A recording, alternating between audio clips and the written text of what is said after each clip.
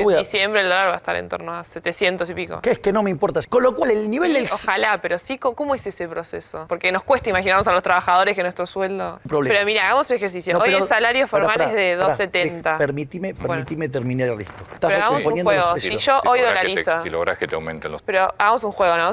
No, es un juego. Si yo hoy dolarizo, por ejemplo, ¿qué va a venir? Mi jefe me va a decir desde el mes que viene ganás $1.000. ¿Cómo es eso en la práctica? Ganás en dólares. Para que yo por lo gane siguiente. ¿Cómo salta de 4.90 a 1.000, por ejemplo? Por otra cosa si me votan. Pero necesitas, por ejemplo, modificar la Constitución. Respaldarlos. ¿Vos planteas libre portación de armas? Cuando vos aplicás el recetario, digo, o sea, es claro lo que tenés que hacer. El tema es si la teoría termina funcionando. La teoría sí funciona. Perdón. ¿Cómo estás, Javier? Bienvenido. ¿Qué tal, Antonio? Un gusto enorme estar acá. Bueno, muchas gracias por la visita. Estás a 13 días de la elección. ¿Cómo te ves?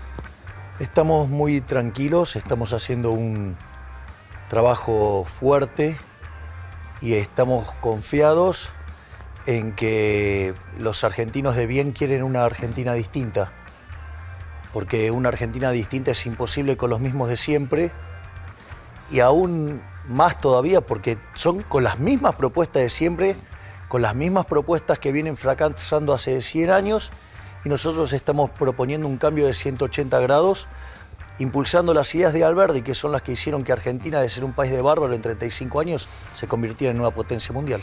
Desde lo económico, vos seguís planteando la dolarización como salida. Sí, absolutamente. No hay otra forma para arreglar el problema inflacionario argentino. Básicamente, yo lo voy a poner en estos términos. Hay distintos planos de la discusión. Uno es moral. ¿Robar está bien? Claramente no. Bueno, digamos, la emisión monetaria para financiar el déficit es equivalente a una falsificación. Es una estafa. Por lo tanto, digamos, moralmente, digamos, deberíamos plantear la eliminación del Banco Central. Pero ahora vamos a una cuestión técnica. Yo te traigo ahora una botella con el mejor vino de todos los tiempos. Esta es una sociedad de abstemios. ¿Cuánto vale? 0. 0, exactamente. Quiere decir que, digo, como los argentinos no quieren los pesos, el valor real de los pesos es 0. Por lo tanto, cualquier cantidad de dinero que vos tires en la economía argentina está condenado a una hiperinflación.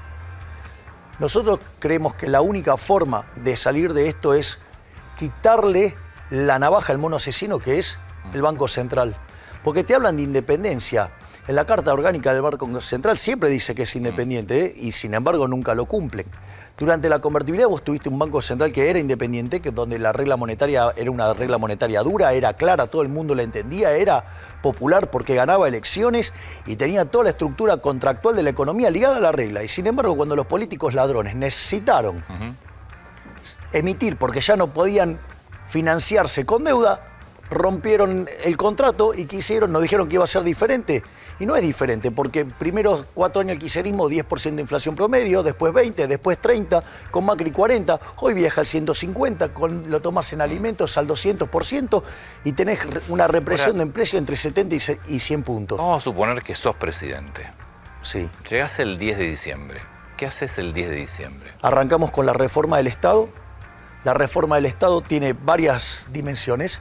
Nosotros vamos a eliminar todos los ministerios salvo 7 y vamos a agregar uno. Nuestros ministerios van a ser el Ministerio de Economía, el Ministerio de Infraestructura, el Ministerio de Capital Humano, Relaciones Exteriores, Seguridad, Justicia, Defensa y Ministerio del Interior. Eso van a ser los 8 ministerios. En ese contexto, nosotros lo que planteamos es una reforma del Estado. La reforma del Estado implica una fuerte reducción del gasto público en partidas donde directamente roba la política. Déjame, porque tengo el gráfico de torta. Ahí te lo pasé, Jimena, el gráfico de torta del presupuesto. No sé si lo podemos poner al aire, que lo vea Javier ahí atrás. ¿Lo tenemos ahí? Ahí está. Que es la torta del presupuesto por rubro. Para entender un poco, a ver, ¿dónde se recorta? Porque la verdad que yo veo pasar gobiernos y nadie recorta nada, sino aumenta los gastos. Entonces, realmente, ¿qué posibilidades hay de recortar? Ahora ya, a ver si lo... A ver, yo te hago una reflexión. ¿Sabes cuál es el gran problema de Argentina? Que la solución está en manos del problema. Es decir, no quieren dejar de gastar, es decir, no... No, acá ponen, pero en el tótem no creo que lo vea porque hay un cámara, así que fíjate, lo podemos poner aquí. Claro, atrás. lo violeta es el gasto previsional, después tenés un gran Bueno, ves, subsidio. seguridad social tenés 40 y pico %. Sí. A ver, ¿Se puede vamos- recortar? Ahí no. Pero ahora voy a explicar cuáles son las partidas que sí se pueden tocar. Una partida que vos podés tocar de cuajo y que la política no la quiere tocar, que son cerca de 3 puntos del PBI, por ejemplo, es la obra pública. Bien. Vos podés eliminar la obra pública e ir a un sistema de iniciativa privada a la chilena. Nosotros además le estamos incorporando unas mejoras que hicieron los peruanos, que son way outs y sistemas de incentivos a la Suiza para hacerlo además más eficiente y más rápido, que es el mecanismo que utilizó Chile cuando necesitó estabilizar, digamos, cuando llegan los Chicago Boys, o sea, tenían que hacer un ajuste fiscal. Entonces, ¿cómo hacían para ajustar? Entonces, diseñaron este mecanismo para que siga existiendo las obras de infraestructura, pero que en lugar de ser ejecutado por el sector público, sea ejecutado por el sector privado. O sea, la financia el sector privado. Exactamente. Que recupera ¿cómo? Un peaje en una ruta. Claro, es un BOT, un construir, operar y transferir. Sí, perfecto. Entonces, ¿la paga quién? El que la usa. Sí. Ese es el primer punto. Es más, hay mecanismos por el cuales el Estado te permite financiarte más barato, ¿sí? Que eso, digamos, es bastante razonable que suceda. ¿Por qué? Porque como cuando vos transferís esa obra va a quedar en el Estado, una de las cosas que puede aportar el Estado es un paraguas financiero para bajarte el costo financiero, y la contracara de esa es, transitoriamente vos tenés en los pasivos del Estado un PUT que se va a ejecutar bajo determinadas características, pero que es un monto muy chiquitito respecto a lo que es el tamaño de la inversión, muy chiquito. Con eso ahorrás 3 puntos. Ahí ahorras 3 puntos del PBI. Para que tengamos una idea, el déficit fiscal en Nación hoy es cerca de 5 puntos del PBI. Con lo cual, ya ahí tenés 3 puntos. Vos ahorrás los 3 puntos, pero la obra pública, en términos prácticos, se sigue haciendo, pero la hace el privado. Exactamente. Por eso hay un Ministerio de Infraestructura que canaliza esas obras. Porque cuando vos haces el planteo de la iniciativa privada, esa iniciativa privada, digo, tiene, no sé, yo quiero hacer un camino de acá a ahí. Sí. Entonces, pero ese camino es del Estado Nacional. La tierra. Sí, sí. Entonces tiene que hacer una evaluación si ese proyecto tiene sentido. Entonces, si le da el ok, entonces vos avanzás con los estudios. Una vez que se completa toda la fase de estudios, se llama una licitación pública, donde el que hizo los estudios puede perder. O sea, tiene un pequeño hándicap, digamos, por ser el que la presentó. O sea, ahí tenés para eliminar 3 puntos del PBI. Otra cosa que en general no se ve en el presupuesto, porque es algo que aparece ex post, y por eso lo podés usar una sola vez, o sea, es once for all, ¿no? Es una vez para siempre. Que son las transferencias discrecionales. Sí. ¿Y por qué las transferencias discrecionales son 5 puntos del PBI? Claro, no te van a aparecer cuando tenés el presupuesto. Porque ¿cómo aparece? Suponete que vos tenés una determinada estimación de recaudación. Esa estimación de recaudación está ligada a una estimación de desempeño del PBI y a una estimación de inflación. ¿Qué pasa? Como siempre se termina subestimando la tasa de inflación, a vos te aparecen nominalmente muchos más ingresos. Todos esos ingresos adicionales, en general, ¿cómo se gastan? Se gastan de manera discrecional, donde básicamente... Sí, clientelismo, básicamente. Bien, clientelismo político. es una de las partes más sucias de la política, que es, se transfiere discrecionalmente a qué provincias, a las que son más opacas fiscalmente. Eso, digamos, son 5 puntos del PBI. ¿Cuántas veces lo podés usar? Una. Pero vos fíjate que quiere decir que si vos pisaras el gasto público y esos incrementos de recaudación no los utilizaras para gastar, dejas en equilibrio las cuentas públicas y con lo que te ahorraste de la obra pública ya estás en superávit de 3. Además, vos tenés un problema con lo que tiene que ver con los subsidios económicos. Con esa porción, ¿qué pasa en un posible gobierno tuyo? Bien. Lo que vos tenés que hacer es una recalibración de la ecuación económica financiera del contrato. Está bien. Habla en lenguaje para bien calle. Sí, voy a... Técnicamente se llama así, ahora yo lo traduzco, voy a hacer el... Básicamente esto quiere decir que los ingresos que vos generás sean suficientes para pagar todos tus costos. Correcto. Incluido la retribución del capital.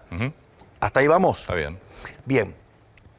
Ahora ahí estás en equilibrio. Claro. Ahora vos tenés varias formas de hacerlo. Vos podés hacer todo ese cargo sobre el precio, o vos lo podés lograr de distintas maneras, reprogramando las inversiones, modificando la política... 10 años más de concesión, 20 años más de concesión.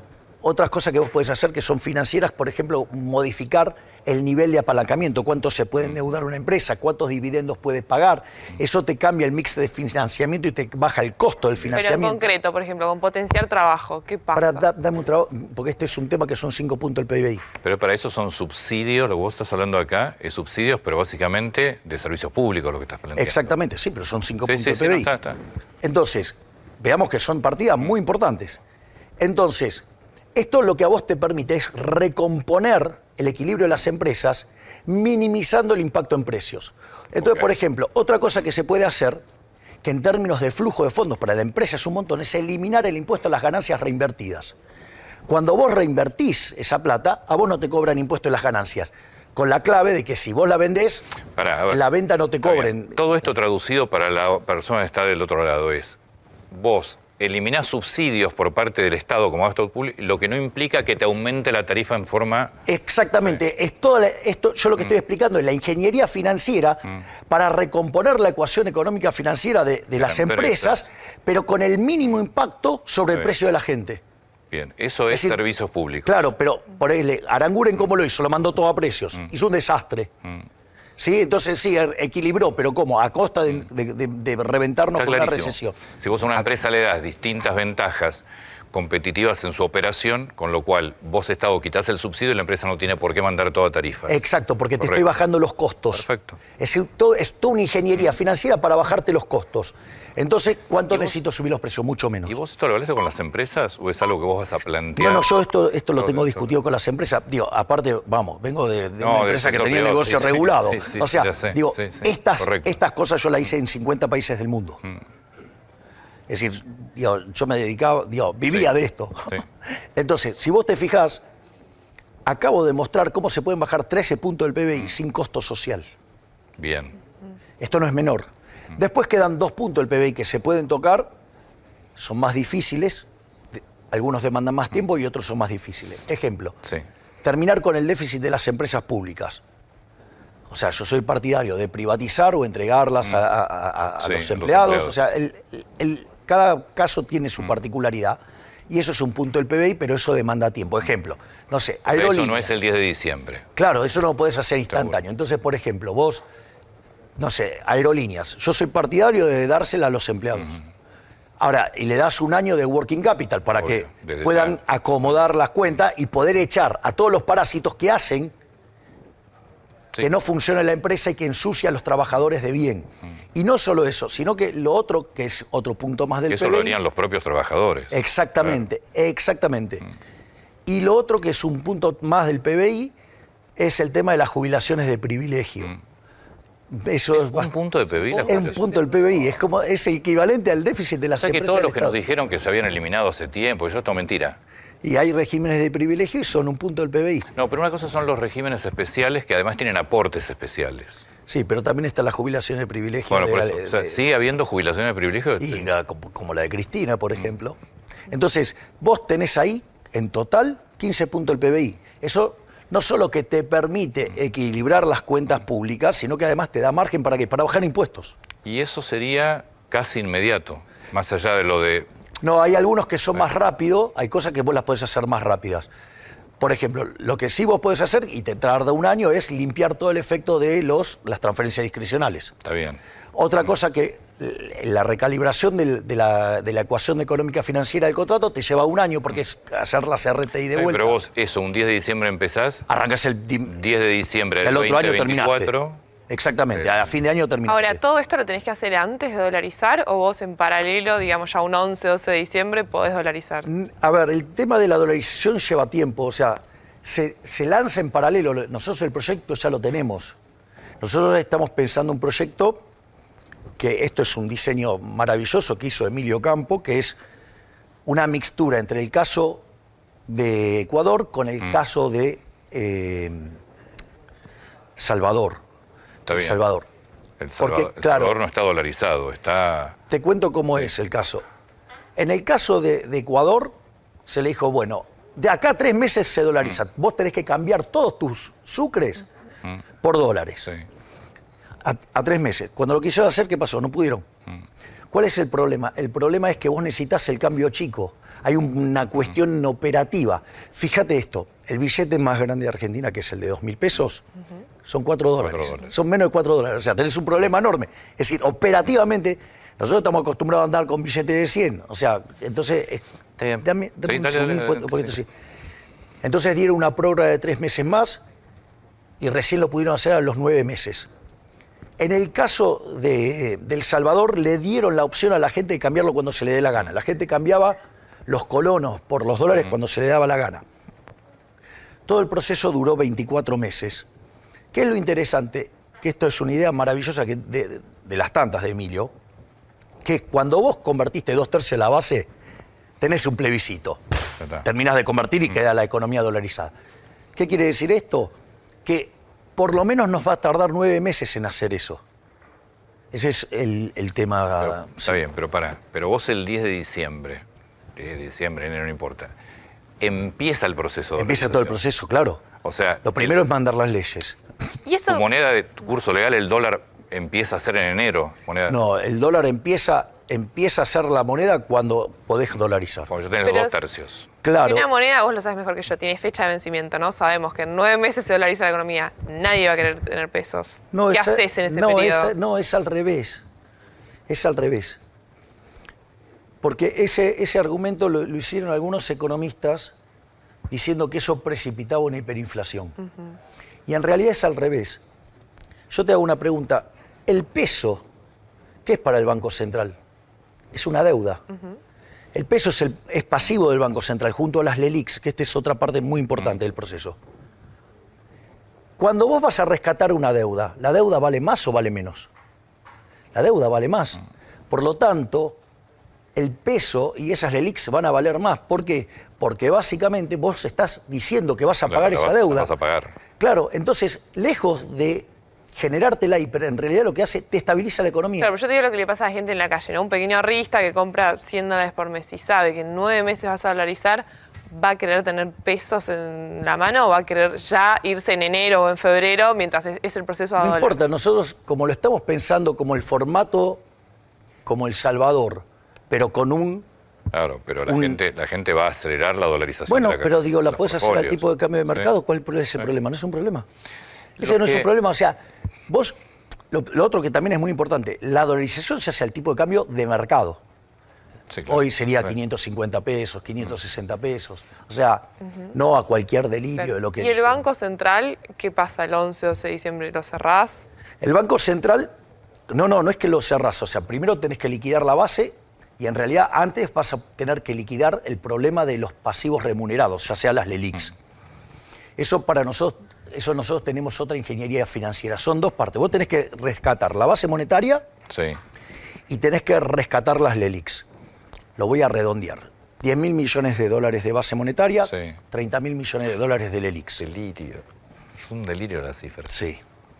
Cuando vos tomás las reservas, no las netas, que también este es otro error de los economistas. El Fondo Monetario Internacional computa las reservas internacionales netas porque lo hace para chequear la consistencia macroeconómica del programa en términos de política fiscal y de política monetaria.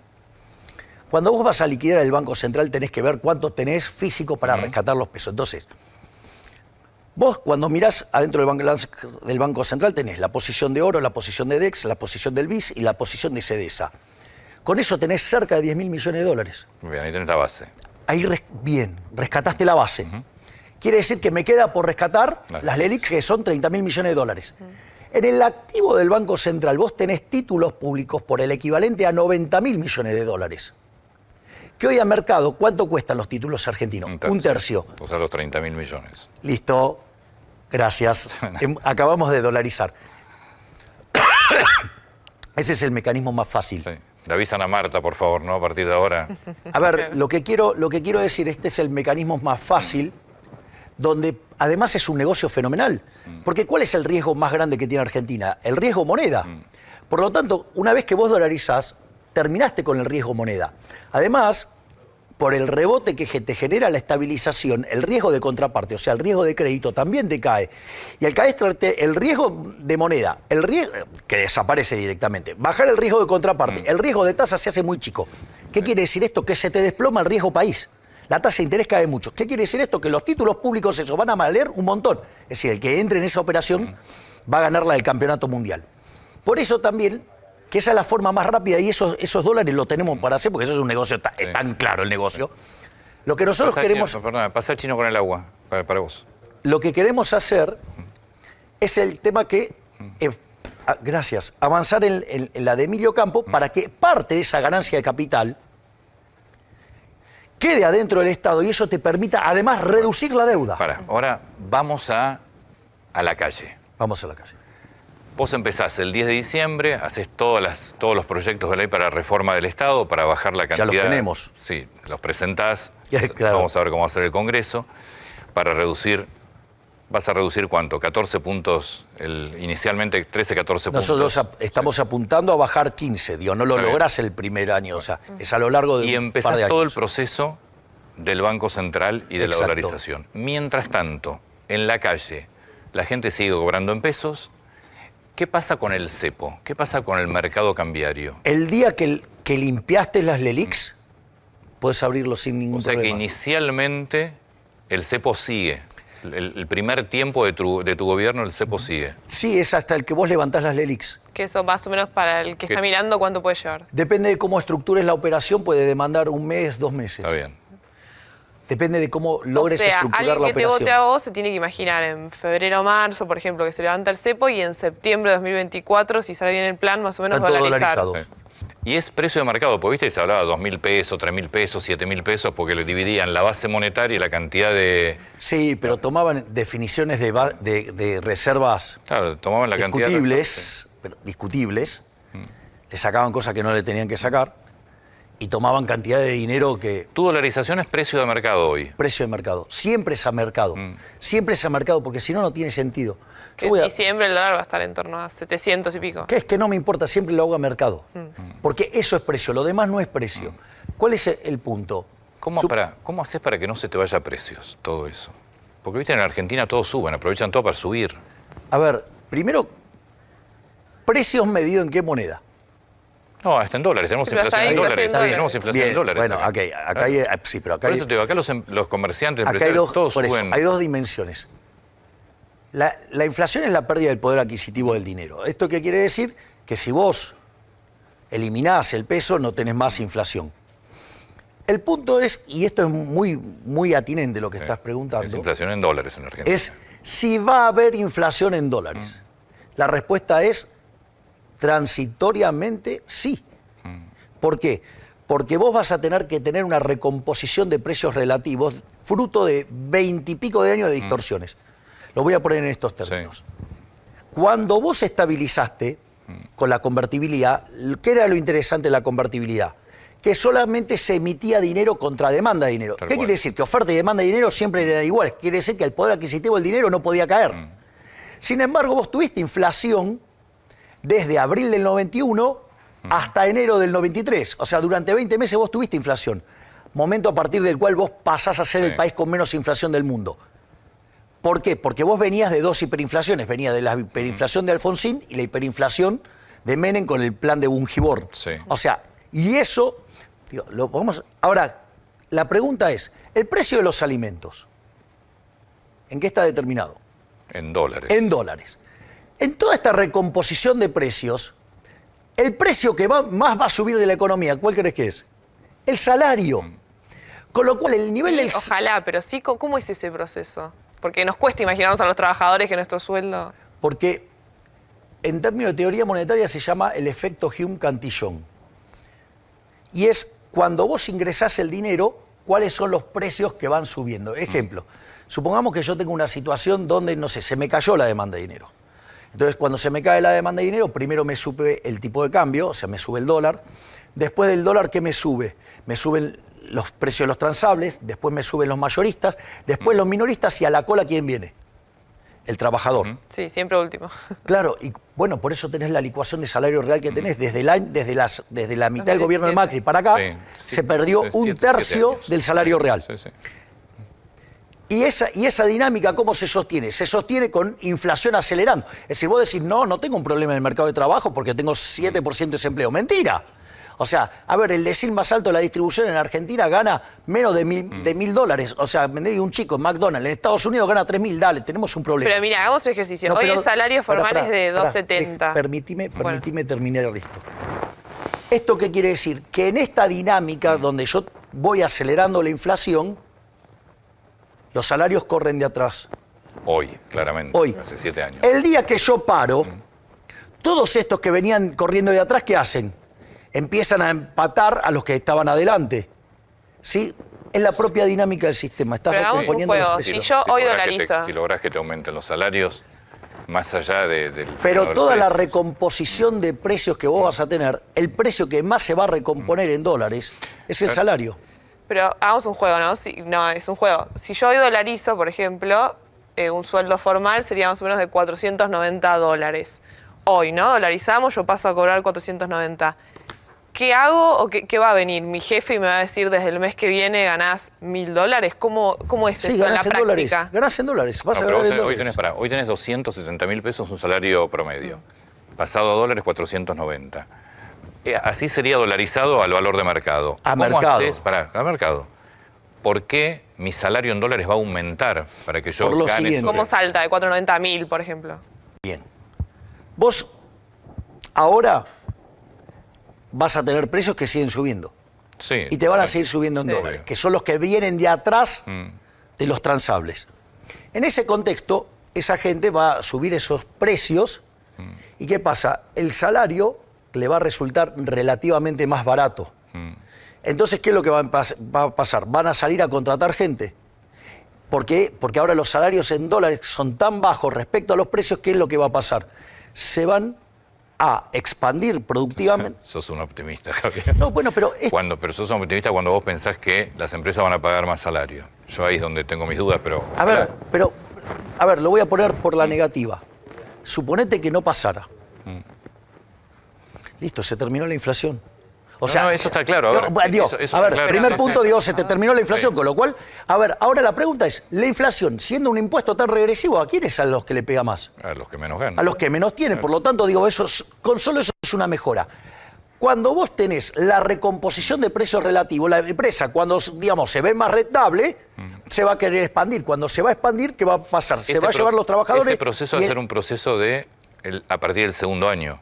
Pero vos fíjate, esto pasó en 20 meses en Argentina cuando hiciste la convertibilidad. Sí, los salarios en dólares volaron. Segundo año. Bueno, está bien, digamos, o sea, la inflación vos dejás de emitir hoy, no para hoy. Para dentro de 18 a 24 meses. Sí, es verdad que frenar la inflación es muy expansivo, digamos. Bueno, dejas de robar plata del bolsillo a... Bien, esa es la respuesta. Dejaste de robarle 25.000 millones de dólares al sector privado. ¿Ese es el costo de la inflación anual? Eso es lo que les cuesta a los argentinos de bien tener el Banco Central que imprime papelitos para el Estado. En los últimos 20 años el Estado le robó a los argentinos 280.000 millones de dólares con esto. Pero conforme la inflación es más alta, el robo es más grande. Este gobierno le está por robar cerca de 90.000 millones de dólares a los argentinos. Entonces son casi 25.000 millones de dólares por año que los políticos... no de buena manera, le van a devolver a los argentinos por año. Mirá si no es una inyección de plata enorme. Todo ese dinero ingresado al sector privado genera una recomposición de precios que cuando vos tenés tu precio, donde vos hoy estás ganando más de lo que venías ganando, digo, ¿qué haces? Te expandís. Cuando te expandís, te llevas trabajadores. En esa dinámica, los salarios suben. Entonces, ¿qué es lo que es interesante de esto? Que los salarios en dólares van a volar. Y cuando los salarios en dólares vuelen, dado el precio de los alimentos, ¿qué te va a pasar? Los indigentes se te van a caer fuertemente y como los pobres es una combinación lineal de los indigentes, vas a tener una brutal caída de la pobreza. ¿Cómo vas a lograr, porque esto es muy de Argentina, cómo vas a lograr que los precios en dólares no se disparen? Porque también acá tenés la clásica viveza, tenés demanda, subís los precios, no importa que estén dolarizados, subís igual. Vamos por partes. Supongo que vos no vas a ejercer control de precios, entonces... Y de casualidad. Claro. Además no los vas a necesitar tampoco. No funcionaron nunca, no van a funcionar jamás. Y jamás lo haría porque va en contra de mis principios liberales. Porque es un ataque a la propiedad privada el control de precios. Sacando esa cuestión, mirá, porque ahora entonces no estamos discutiendo tasa de variación de precios, sino que ahora estamos discutiendo nivel de precio. Vamos por parte. Porque nosotros estamos planteando una reforma fiscal, de bajar el gasto público para bajar impuestos, desregular. Estamos proponiendo una modernización del sistema laboral, siendo un sistema de seguro de desempleo. Y eso te va a hacer que seas competitivo fiscalmente, que seas competitivo laboralmente, y dado que ahora vos sos competitivo fiscalmente y laboralmente, ¿qué haces? Abrís la economía de manera irrestricto. De manera irrestricto. ¿Qué quiere decir esto? Que vos vas a una situación de libre comercio. ¿Querés cobrar más? Quebrarás. Está bien. Claro, o sea, quiero comprarme un auto, no llegan las fábricas de Argentina con los autos, importo. Claro, para que la gente... pero en el medio vas a tener que ser competitivo fiscalmente, porque un auto en el mundo tiene 10% de impuesto, acá tiene 60%. Y ese esquema de libre comercio, con lo cual, bueno, ese esquema se va a producir aproximadamente al año o a los 20 meses, cuando se abra todo el cepo, cuando tengas... Cuando vos tengas... vos abrís la economía cuando vos tenés competitividad fiscal y competitividad laboral. Eso es lo que te permite... pero esto no es menor, porque esa secuencia no es menor. Vos no podés abrir la economía de cualquier manera, porque si lo haces como se hizo durante la dictadura... Sí, no puede competir. Los mandás a la quiebra y generás un industricidio, entonces no solo que estás reventando las empresas, sino que a la postre dejaste sin laburo a la gente y los salarios reales se Primero le sacás la mochila de impuestos para que su precio sea competitivo. El costo laboral y el tema bajás, laboral, claro. Las dos. Y ahí abrís. Y ahí abrís, unilateralmente, a la chilena. Sí, sí. Ahora competí.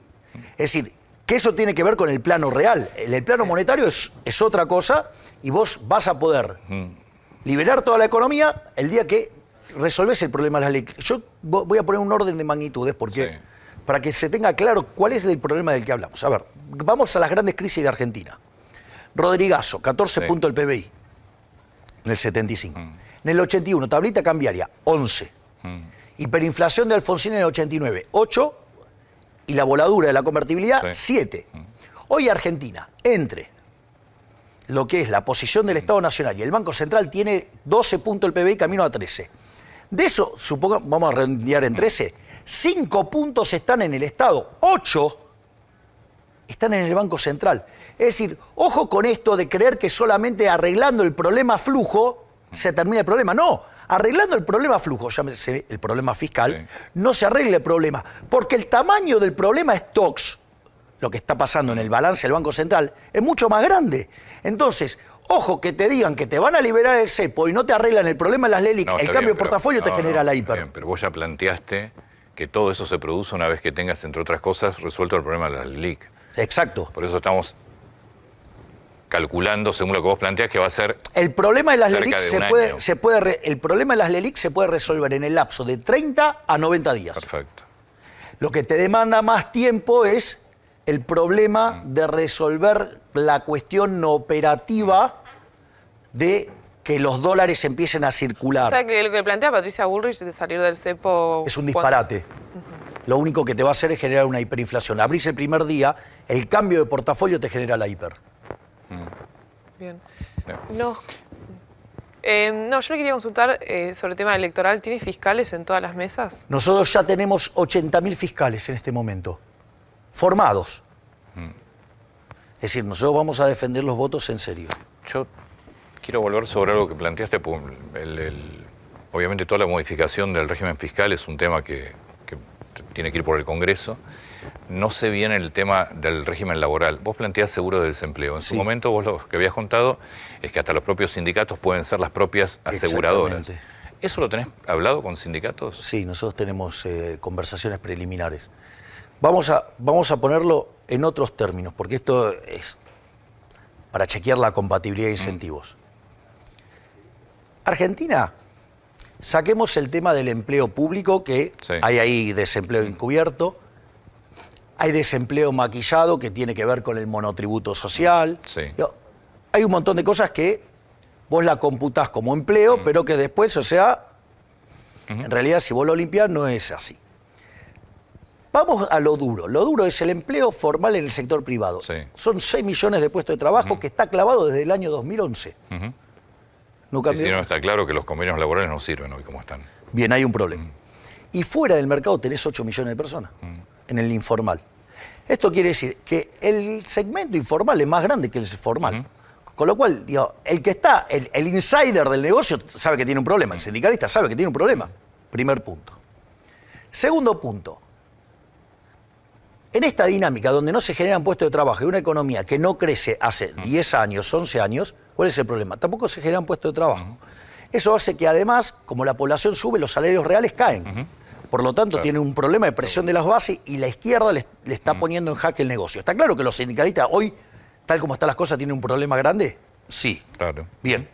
¿Por qué? Porque tienen el negocio en jaque. Es decir, yo no estoy diciendo que son ángeles, estoy diciendo que son empresarios, no estoy diciendo que son sindicalistas. No, o sea, además tienen el negocio en jaque por otros propios sindicalistas mucho más fuertes que después van a terminar siendo empresarios también. Bien, exacto. ¿Qué quiere decir esto? Que el modelo de negocio está en jaque. Ese modelo de negocio está en jaque. Además, conocen que hay un modelo de negocio que funciona, que es el de la UOCRA. Claro, el seguro de desempleo. El seguro del empleo, claro. Y lo que nosotros proponemos es un seguro de desempleo con mucha más profundidad financiera, que te lo arman las compañías de seguros. Entonces, vos vas a pasar de un mercado de 6 millones a 14 millones. Es decir, el mercado de trabajo, en lugar de ser de 6 millones, va a ser de 14 millones. Es decir, te creció el mercado un 133%. Punto 1. Negocio para los sindicalistas. Antes no había nada. Ahora hay 8 millones de primas.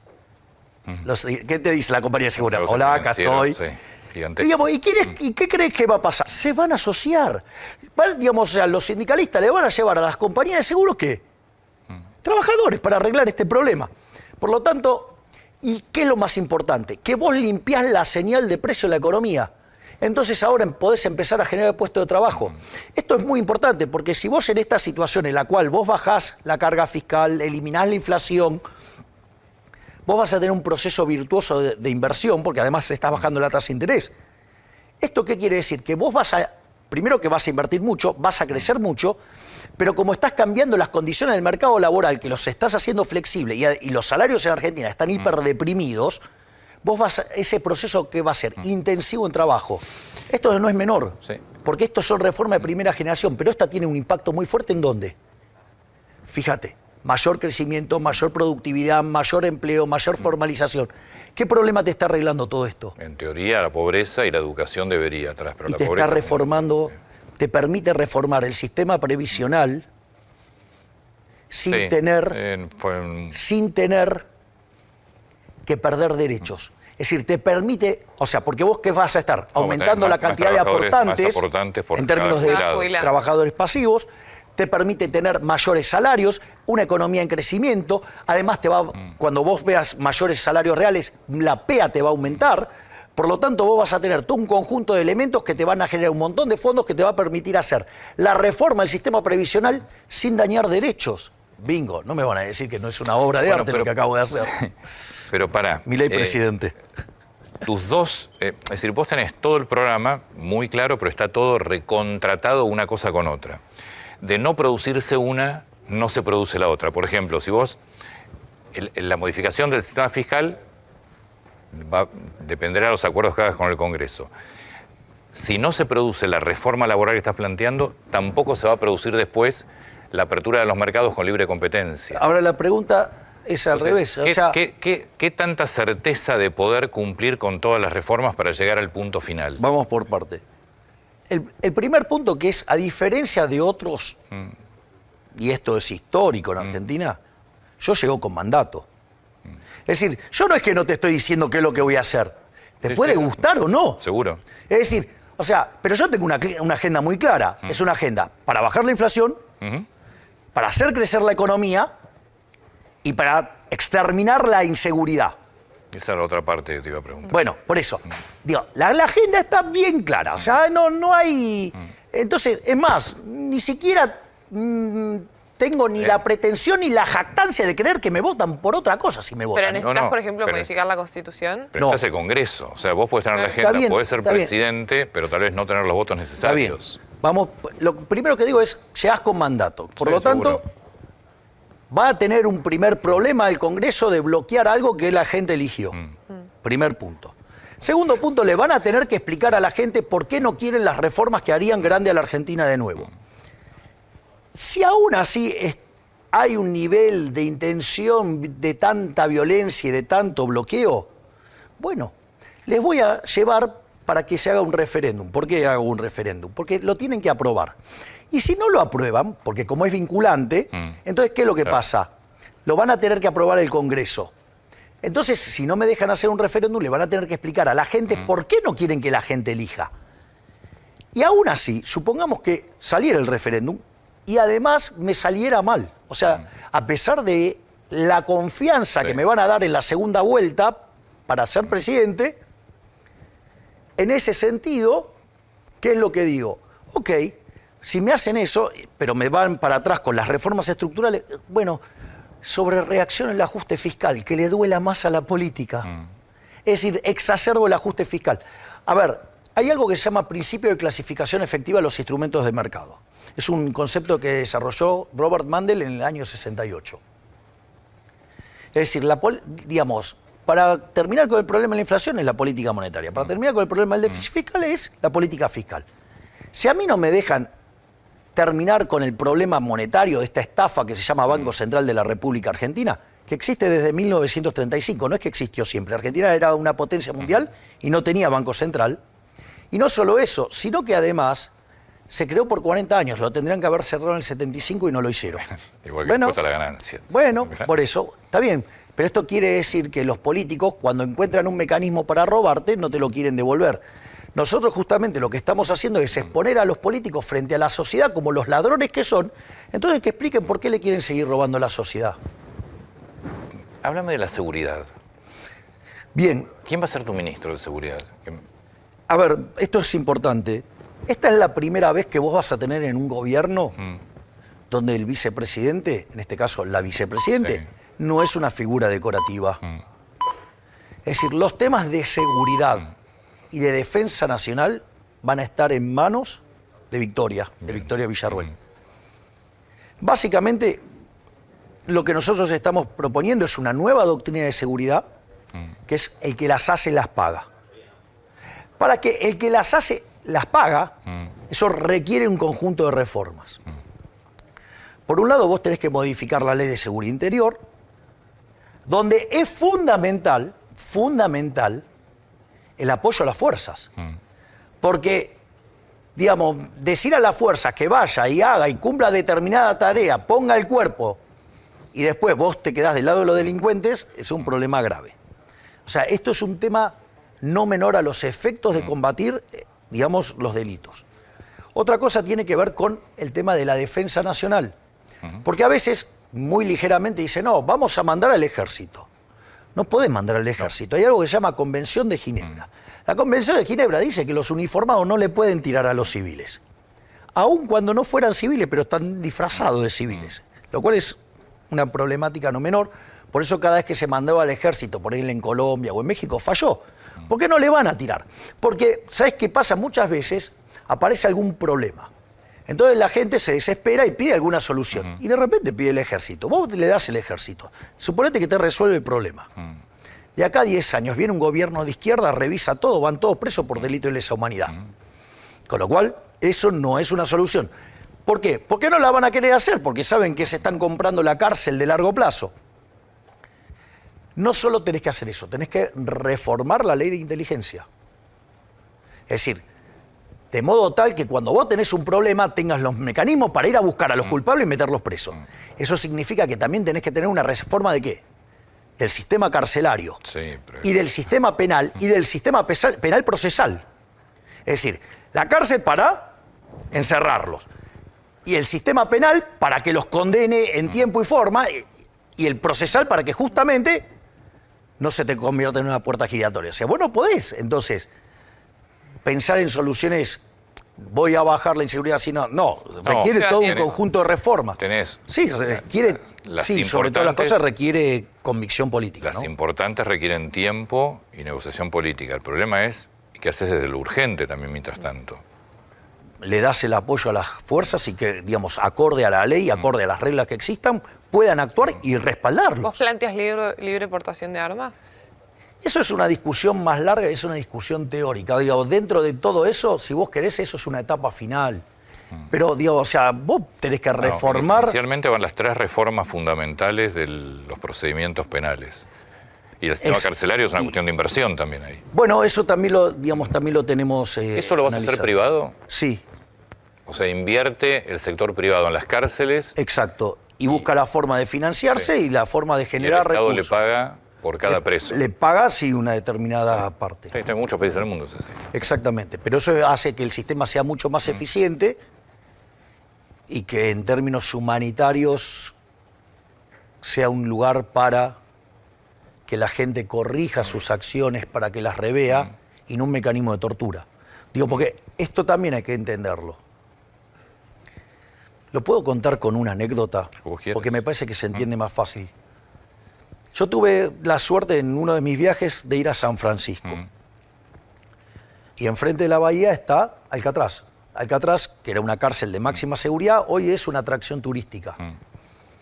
En esa atracción turística uno va haciendo todo el recorrido y dice, bueno, digamos, estaban los presos más peligrosos y tenían toda una serie de servicios en cuanto a comida, digamos, cómo se testeaba la comida. De hecho, eso se sigue haciendo hoy. O sea, vos cuando le das un plato de comida en estas cárceles privadas, le regulan hasta la temperatura a la que está la comida. No, esto no es un chiste. El arroz tiene que estar a determinados grados, o sea, es así, ¿eh? Y si no lo cumplís hay sanción. Digo, para que más o menos se vea. Entonces, y tiene condiciones en las cuales vos dormís, podés estudiar, podés hacer un montón de actividades. Eso en Alcatraz ya estaba diseñado. ¿Y qué es lo que hace el recorrido? Vos vas por las distintas partes, el audio te cuenta que... Y el final, ¿dónde es? En la parte de recreo. Hay una cancha de básquet, hay lugar donde hacen fierros, o sea, digamos... Sí. Y eso da a la bahía de San Francisco. Y dice, este era el lugar más triste de toda la cárcel. Porque ellos estaban encerrados y veían que el costo de la libertad era ver cómo progresaba la ciudad. Encima San Francisco, una ciudad hermosa, y estos estaban encerrados. ¿Qué quiere decir esto? Que la pena es perder la libertad. Es decir, lo más sagrado del ser humano, dada la vida, es la libertad. Entonces, hay que entender ese concepto. Para que, además, la cárcel sea un lugar donde esa persona recapacita sobre el daño que le ha causado a la sociedad y que en el fondo se lo causa a sí mismo también. Y que sea un lugar que sirva para, digamos, que la gente se reeduque y se pueda después, una vez cumplida la pena, reinsertarse. Que nunca jamás funcionó en la Argentina, ¿no? Bueno, hay que cambiarlo, sin duda. Nosotros proponemos una Argentina distinta. Primero no hay lugar. Sí, no, lo que pasa es que ahí pero es si donde se lo vos das al tenés que sector privatizar, privado... claro, Sí, hace sobre. ¿Cómo te imaginás la PASO? Dame proyecciones tuyas de resultados. ¿Qué imaginás que va a pasar? Nosotros, en un momento dijiste voy a ser presidente una vez que gane el balotaje. Contame cómo imaginás porque todo el nosotros proceso. consideramos que vamos a ser la fuerza más votada individualmente. Individualmente. O sea, vas a ganar, vos considerás que en la PASO vas a sacar más votos que Massa, que casi no divide tampoco, con Grabois casi no divide. Está bien, digo, pero más que Larreta seguro, más que Bullrich seguro. Sí. Eso la PASO. Y eso nos posiciona de una manera muy fuerte para entrar a la elección general como segunda fuerza. Nosotros hoy estaríamos peleando el ingreso al balotaje. Y si entramos al balotaje, no me importa a quién me pongan enfrente, le ganamos a todos. ¿Es Patricia Bullrich una persona que sumarías a tu espacio si vos fueras presidente? Yo voy a sumar a todos aquellos que estén dispuestos a trabajar por una Argentina libre. Está bien, a ver. Capaz que Larreta también está dispuesto y vos no te gusta, por eso te pregunto. Larreta no quiere una Argentina libre. Larreta es un colectivista exacerbado, es un kirchnerista de buenos modales. Bullrich sí. En algunas cosas sí y en otras no. O sea que no te preocupan los resultados provinciales. En Neuquén igual les fue... No, pero a ver, el tema es este, que no es extrapolable lo que pasa en una provincia de la nación. Mirá, ejemplo práctico. Antes de ganar la elección, Macri perdió 11 provincias de corrido. Porque acá hay algo muy interesante, que esto me lo contó una persona que sabe de esto y que entiende de esto. El voto es un proceso muy complejo donde el que va a votar te transfiere a vos confianza para hacer algo. Sí. ese vínculo es un vínculo muy delicado y que demanda mucho tiempo esa construcción. De ahí a que vos le transfieras, por ejemplo, a ella, ese camino es un camino muy largo. Yo igual ahí tengo una... A mí me parece que la historia de la Argentina del voto es otra. Yo no sé si yo votándote a vos te doy la confianza para hacer algo. Hay mucho porcentaje del voto es, votándote a vos, le saco la confianza a otro para que no haga... O sea, hay mucho voto en contra de y nunca a favor de, que este es el gran problema que tenemos. Yo creo que esta es la primera vez que tenés la posibilidad de votar a uno que es distinto. Porque si yo tomo los que están, Morales 34 años en el Estado, Larreta 30, Vidal 5, Bullrich 40, Carrió desde antes de la democracia, por decir Juntos por el Cambio. Del otro lado es el tren fantasma, así que no hace falta ni siquiera que, digo, que te vengo a explicar quién es Drácula, es un chiste. O sea, entonces, no, porque a veces, viste, dicen, no los critica los K. Digo que son el tren fantasma, son Drácula, son todos los monstruos juntos. ¿Qué vas a hacer con los planes sociales? A ver, esto, nosotros no pensamos eliminarlos. Nosotros lo que estamos hablando es de crear un nuevo ministerio que es el de Capital Humano. El de Capital Humano tiene, tiene 4 secretarías, vendría a ser. Hay una secretaría que es Niñez y Familia. Hay otra que es Salud, otra que es Educación y otra es Trabajo. Cuando vos mirás la evidencia empírica del crecimiento económico, cerca de 70 puntos o más son explicados por el capital humano. Capital humano no se forma de un día para el otro. Digo, el que te dice que se forma un día para el otro te miente. Entonces, la primer valla en contención, ¿dónde es? Que encuentra el ser humano, ¿dónde es? La familia. Por lo tanto, el rol de la familia es fundamental. ¿Para qué? Para que los chicos se alimenten y formen el cerebro. Fundamental, 3 primeros años. Además, vos le tenés que dar contención al sistema de salud, porque si la gente no está sana, no puede trabajar. Y una vez que se formaron físicamente, que además están bien físicamente, ahí van a poder entrar a la escuela y rendir. Y ahí nosotros también tenemos reformas para potenciar la productividad. Y eso es lo que te va a permitir ingresar en el mercado de trabajo. 18 años. Te diría que es un proceso largo. Años, sí. Nosotros, pero el concepto es este. Nosotros no te vamos a dar el pescado, nosotros te vamos a enseñar a pescar. Si vos esto lo haces en un conjunto de reformas que genera mucho crecimiento económico y que es muy intensivo en trabajo, eso va a permitir que estas personas logren conseguir espacios en el mercado de trabajo y los programas sociales los van a ir dejando solos, que son las reformas de segunda generación. Es decir, bien, pero eso demanda tiempo.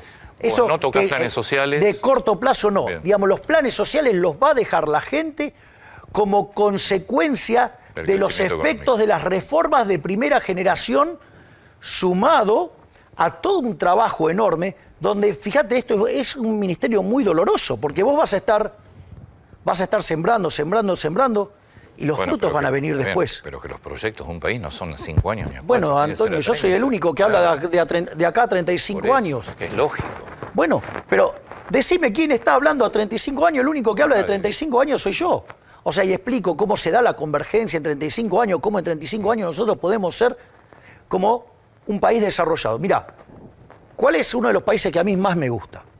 Porque yo te digo, mira, a mí me gusta volver a la Argentina de Alberdi. Cuando en 1860 se anexa a Buenos Aires y se pone en marcha el proyecto de Alberdi, de ser un país de bárbaro, en 35 años nos convertimos en una potencia mundial. En un mundo que era mucho más lento. Vos me decís, no, bueno, eso pasó en el siglo XIX. Ok, te compro la idea. Esto lo hizo Irlanda. Lo hizo Irlanda. Irlanda era el país más pobre de Europa. Es más, cuando vos tomás la restabilización y que se acomoda y todo, y que poner que cuando el momento en que llega a $20.000 per cápita, de ese momento a hoy, ¿sabes en 30 años, ¿sabes cuánto multiplicó el PBI per cápita? Por 6. Tiene un PBI per cápita de $120.000, es más grande que Estados Unidos el PBI per cápita. Es decir, ¿se puede hacer? Sí. No, lo que hay que entender es que hoy la solución está en manos del problema. Es decir, mira, hay un libro que es maravilloso, que se llama The Next Convergence, que es de Michael Spence. ningún especialista en crecimiento te lo va a recomendar porque ¿qué hace? Te da el recetario. Es decir, yo como tengo estas cosas tan atípicas, yo soy especialista en crecimiento y además te digo que ese libro está buenísimo porque está el recetario. Cuando vos aplicás el recetario, digo, o sea, es claro lo que tenés que hacer. No es que... El tema es si la teoría termina funcionando. La teoría sí funciona. Yo te compro ese argumento, por ejemplo, parado en 1776. Adam Smith, en su libro más conocido, en ese momento, su segundo libro, porque él se hizo conocido en ese momento por la teoría de los sentimientos morales, perdón, cuando escribe la investigación sobre la naturaleza y la causa de la riqueza de las naciones, para los amigos riqueza de las naciones, él lo que plantea es un modelo de crecimiento. Si vos lo mirás parado en ese año, decís, digamos, compartí porque está buenísima. Bueno, en realidad, ahora, a la luz de la historia, Adam Smith acertó y todos los pesimistas, desde Malthus y todos sus herederos, fracasaron todos. O sea, hoy con 250 años de evidencia de crecimiento económico, el problema no es crecer. Es decir, digamos, ya sabés lo que hay que hacer. Además se sabe cómo crecer. Exacto. Claro. Ahora el punto es la instrumentación. ¿Qué pasa? Aplicar las ideas de la libertad va en contra de los intereses de los políticos. Fíjate esto, va a venir un político y te va a decir que te pide el voto para que él, desde su fatal arrogancia, arreglar los problemas de tu vida. Yo es al revés, te digo, dame el voto, así yo te devuelvo el poder de ser el propio arquitecto de tu vida. Y vos disfrutás los beneficios y te haces cargo de los costos. Muchas gracias por el tiempo, te hemos exprimido. No, por favor, yo puedo estar horas así. Muchísimas gracias. Gracias, Antonio. Gracias. A la mierda los malditos empresarios, a la mierda sodomitas del capital. Basta de basura keynesiana, ha llegado